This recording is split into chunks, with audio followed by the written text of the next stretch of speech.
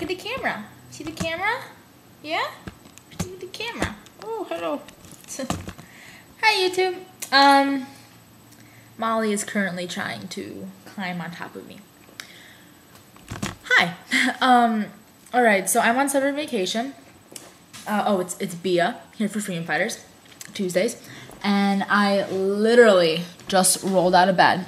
And I said to myself, tomorrow's Tuesday, I can make my video later today then. Well then the first thing I do every day when I wake up is I check my phone, and I saw on the date that today is Tuesday. So I apologize for this going up kind of late in the day. It's already 12:30. I sleep late. I tend to forget my weekdays when I'm on summer vacation. Sorry. But yeah, I'm back. I was on a couple weeks hiatus because of final exams, and I'm kind of like an anal study person. So let's get started. Today's topic is excuse me, is obesity and whether or not it's problematic. Now this is like the actual topic. Why being obese in and of itself is not a risk factor for bad health. We need to change our mindset to promote healthy diets, including less processed foods. Movement is correlated with better health. Healthy, non-obsessive exercise and focus on eating real food and developing healthy coping skills to manage stress are better indicators of long-term health than body size. The diet industry perpetuates the myth that greater size equals greater disease.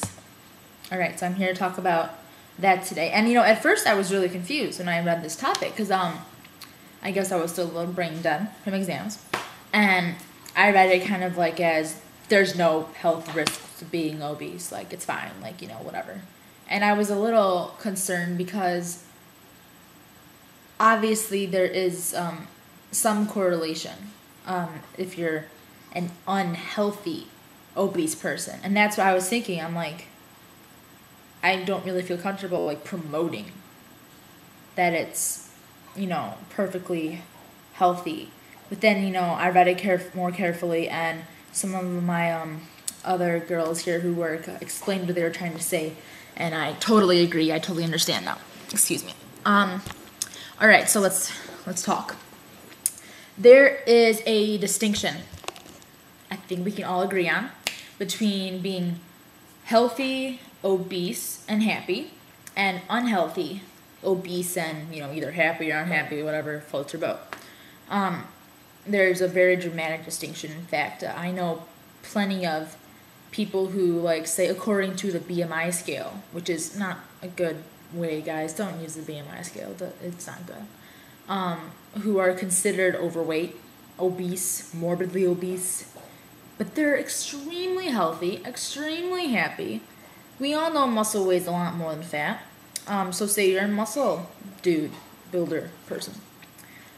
For instance, if you were to put say, I don't know, the strongest man in the world, who's obviously very fit, whatever, on a scale, and then take his weight and put it on the BMI measuring thing, he would come up as morbidly obese because the BMI scale does not measure muscle. Then there's those who are unhealthy, who, eat maybe fast food every day, don't exercise, can barely walk up a flight of stairs. That's the unhealthy factor. And obviously the defining factor is fitness and how you eat. Now, as we know, some people are designed to be, their bodies are designed to be underweight, and others are designed to be overweight. Well, others are designed to be in the middle. That is your body's set point. It's where you're healthy at. It's where your weight stabilizes. I know plenty of girls who are, say, 90 pounds, 100 pounds, and they're probably much more healthier than most other people. But they're technically underweight. And the same goes for obese people. I know plenty of obese people who are very healthy. They can swim laps. They can run upstairs to the end of the world. They can run. once you start to exercise, you know, eat right, like I said, don't eat processed food, stuff like that, you know, you drop the rate if you're obese for heart disease and other conditions like that. And that is really the defining factor of fitness, of obesity equals disease. And society says, they tell us that, you know, obesity is the cause of, say, heart disease. That's the most popular example. When, you know, there might be some correlation, but it's not the cause. The cause is being unfit. Society says that you must be in this range from X pounds to Y pounds to be healthy, when we know that that's not the case. Especially, well, I'm saying we because as people in our situations, we can understand that that's not the case at all, actually. Greater size does not equal greater disease. It's not true. I mean, greater unfitness equals greater disease. Sure. Someone who is in the assumed normal range or even the underweight range, which society seems to like worship, they may be at more risk than an obese person for heart disease, because maybe that underweight person is eating breakfast, lunch, and dinner at McDonald's, you know, or they're not exercising, they're just kind of sitting around enjoying how their body lets them stay naturally thin. They may be at much greater risk then, especially if they're eating things like processed food, fast food, and just kind of laying around. While, say, maybe that obese person just, you know, it's their body type. It's how their body is working, you know. It's their body range. It's their weight plateau, as some people say. It's their fixed weight. They may be, you know, eating, you know, Mediterranean style every day. Fresh foods, you know. Going on daily walks, you know, maybe walking their dog like 10 times a day, which I should be doing. She has accidents. So yeah, there's a really big difference between being obese and healthy and obese and not healthy. Okay? I think one of the most, you know, hard-hitting things is saying that someone who's 80 pounds, 90 pounds, 100 pounds, 110, you know, any lower range, you know, whatever, or underweight for their height, can be at greater risk for heart disease than an obese person. That is really hard-hitting. And it just proves that fitness is the key, whether you like it or not. Okay?